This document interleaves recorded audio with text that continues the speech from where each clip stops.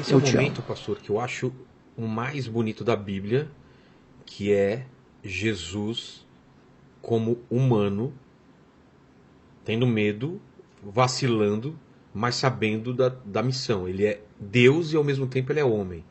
Então, quando ele pede para afastar o cálice, essa é uma boa pergunta. O que é aquele momento? Essa pergunta sua ele sabe o que vai acontecer, ele sabe a missão, ele sabe que tem que fazer aquilo, mas ao mesmo tempo tem o lado humano que fala, meu Deus, eu vou sofrer, eu vou passar uma humilhação. Ele sabe o que espera ele. Vilela, o momento é esse. Você está fazendo para mim a pergunta mais importante da história do cristianismo. Exato. Naquele momento, o que é isso? Eu vou explicar. Ele poderia, o lado humano dele, falar, não, eu sou Deus, eu não preciso passar por isso. Eu vou explicar isso aí. Então vamos montar a cena. Vamos colocar o contexto. Vamos montar a cena. Jesus tinha acabado de sair do cenáculo, certo, onde ele encerra um ciclo. A Páscoa judaica, o judaísmo vem até ali no cenáculo, quando a mesa está posta, o cordeiro assado, os pães sem fermenta, ervas amargas. Aquilo tem um significado muito forte. Muito forte, muito forte. A Páscoa... Porque ele é judeu, e aquele povo, isso. Aquilo é super importante. Muito importante, porque isso representava a libertação da escravidão do Egito. Foi o êxodo. Então, ali naquele momento, Jesus pega o pão, o parte e diz, este corpo, este pão é o meu corpo. Por que ele faz isso? Por quê? Qual o significado? Qual o significado disso? Porque a partir daquele momento, ele era o cordeiro que tira o pecado do mundo. E ele era o ofertante. Ele era o ofertante e oferta. Ele era o sacerdote e o cordeiro. A partir daquele momento não tem mais matança de cordeiro. A partir daquele momento não tem mais derramamento de sangue em altar. Por quê? Não. Ali a Páscoa judaica estava se cumprindo. A consumação da Páscoa judaica aconteceu ali. A partir dali não tem mais a Páscoa de matança de cordeiro, de sangue derramado. A partir dali você tem agora a ceia do Senhor, o sacramento da ceia, a Eucaristia, que deve relembrar a morte de Cristo até a sua volta. A partir dali ele pega um cálice com vinho e diz, este cálice é a nova aliança em meu sangue. Ou seja, ele está inaugurando a nova aliança. E na nova aliança, ele vem como sacrifício. Ali ele está se entregando. Então, quando ele desce do monte Sião, do cenáculo, atravessa o Vale do Cedron, mergulha nas fraldas do Monte das Oliveiras, onde tem uma prensa de azeite, onde era acostumado a orar, diz o texto bíblico que ele deixa 3 dos seus discípulos para trás, ou melhor, 8 dos seus discípulos para trás, Judas não está mais entre eles, pega Pedro, Tiago e João e diz, vocês vêm comigo. Quando ele fica sozinho com os 3, ele abre o coração para eles e diz assim, a minha alma está profundamente triste até a morte, ficai comigo, vigiai comigo. E ele sozinho avança para o interior do jardim. E diz o texto lá em Hebreus 5,7, que ele prostrado oferece aquele que podia livrá-lo da morte, forte clamor e lágrimas. Ele ora e chora, e ora e chora, e ora e chora. E naquele momento diz, Pai, se possível, passe de mim este cálice sem que eu beba.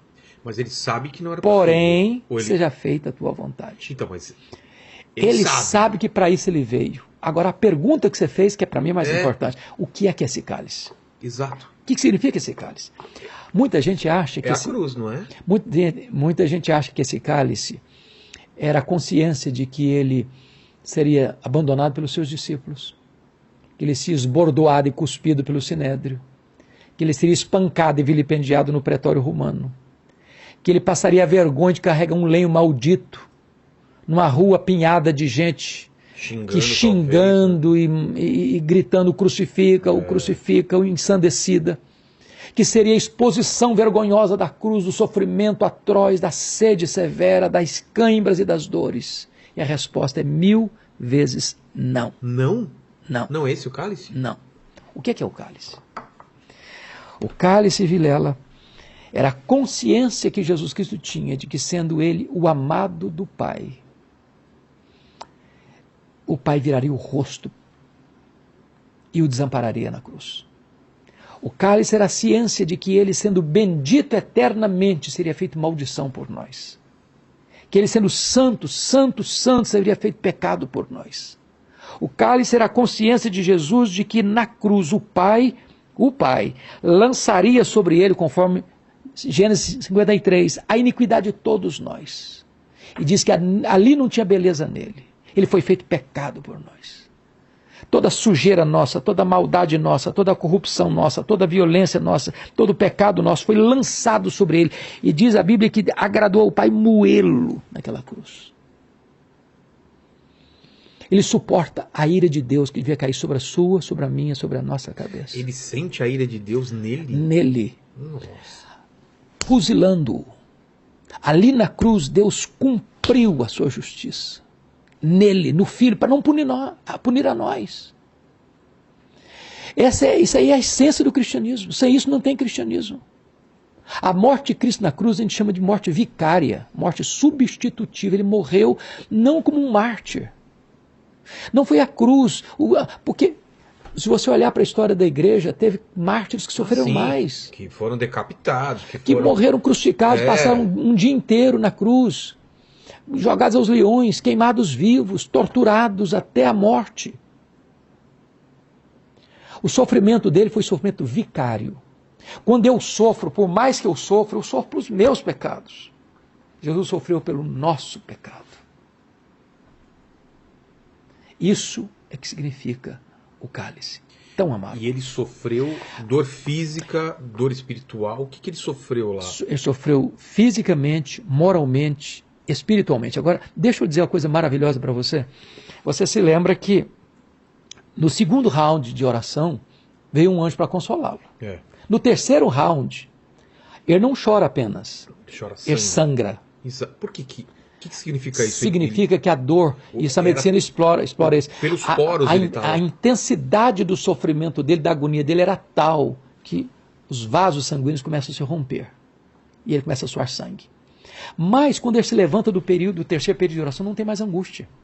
Por quê? Não tem mais angústia, porque ele estava completamente rendido ao projeto do Pai, e o Pai o preparou para aquele momento. Então, para você perceber, quando a turba chegou, capitaneada por Judas Iscariotes, armada até os dentes, foi Jesus quem se apresentou. A quem buscais? Está lá em João. A Jesus Nazareno, pois sou eu, e caíram por terra. Quando Jesus foi levado para o sinédrio, e eles cuspiam nele, batiam com um caniço na cabeça dele, ele está firme como uma rocha. Depois, na sexta-feira de manhã, eles levam para o pretório romano. Quem está desesperado é Pilatos, ele está firme, sereno. Quando ele está caminhando com a cruz, as mulheres estão chorando atrás dele, e ele pergunta, por que vocês estão chorando por mim? Não chore por mim, não, chore por vocês, por vossos filhos. Quando ele está pregado na cruz, ele transforma aquele patíbulo de horror num palco para a glória de Deus e profere 7 palavras na cruz. Pai, perdoa-lhes, hoje mesmo estarás comigo no paraíso. Filho, eis aí a tua mãe, mãe, eis aí teu filho. Deus meu, por que me desamparaste? Tenho sede, está consumado. Pai, nas tuas mãos entrego o meu espírito. Cada palavra dessa é rica de significado. Então, qual é o significado de Pai, por que me abandonaste? Por quê? Porque naquele momento ali, ele tinha assumido o seu lugar, o meu lugar. Mas Deus abandonou ele? Literalmente. No sentido de que Deus aplicou no seu filho o golpe que devia aplicar em mim. Ah, tá. Porque, não Vilela, que Deus se retirou. Vilela, deixa eu dizer uma coisa maravilhosa para você. A doutrina essencial do cristianismo, que foi o ponto básico da reforma, chama-se justificação pela fé. O que é justificação pela fé? O que é isso?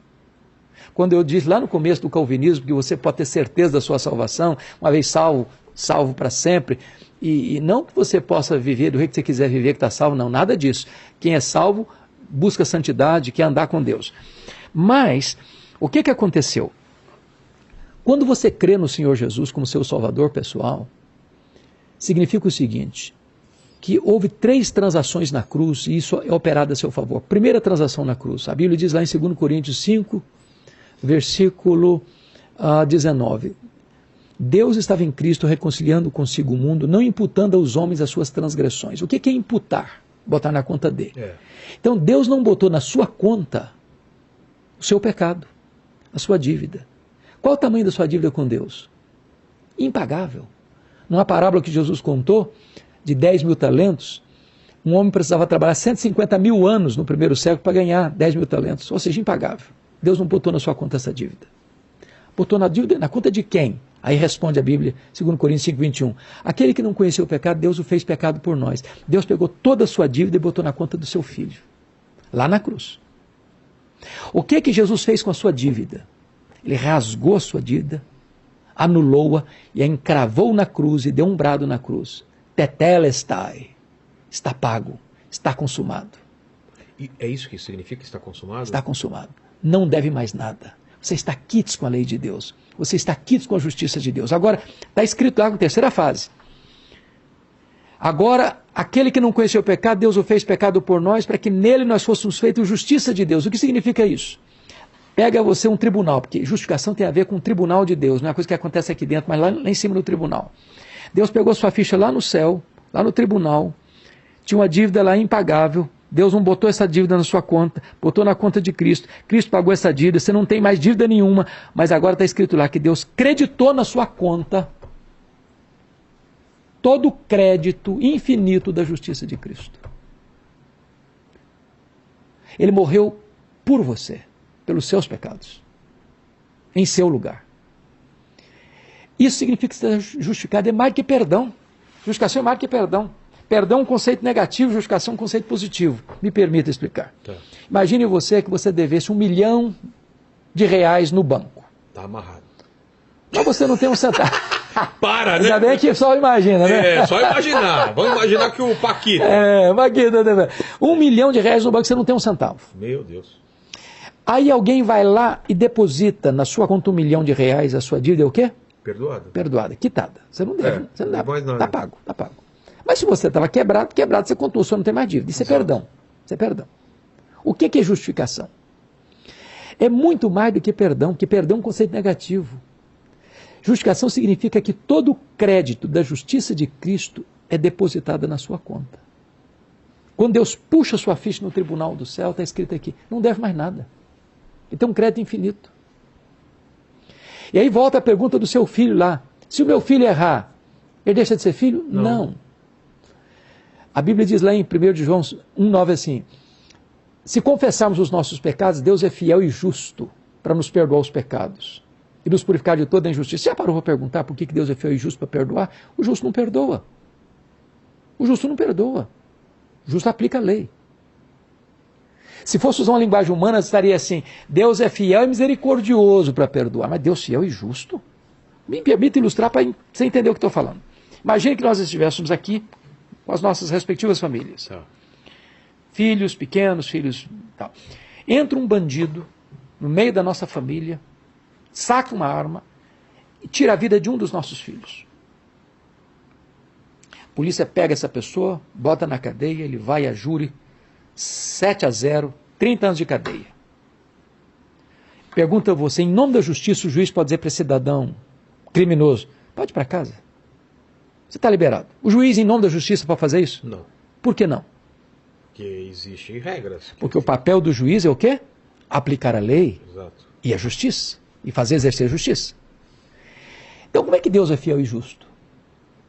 Porque Deus, sendo justo, não pune o mesmo pecado duas vezes. O seu pecado já foi punido na cruz de Cristo. Quando você creu em Jesus, todos os seus pecados do passado, do presente e do futuro foram levados na cruz.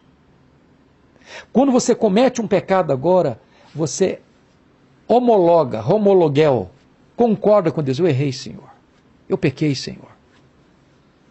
Aí Deus diz, pois esse pecado já foi pago na cruz. Antes de causa Cristo, do meu... Qual a diferença entre pecar antes de Cristo e depois de Cristo? Os que pecaram antes olharam para o Cristo que haveria de ser crucificado. Nós olhamos para o Cristo que foi crucificado. Um olhava para o futuro, o outro olha para o passado. Que bonito isso. Convergindo em Cristo.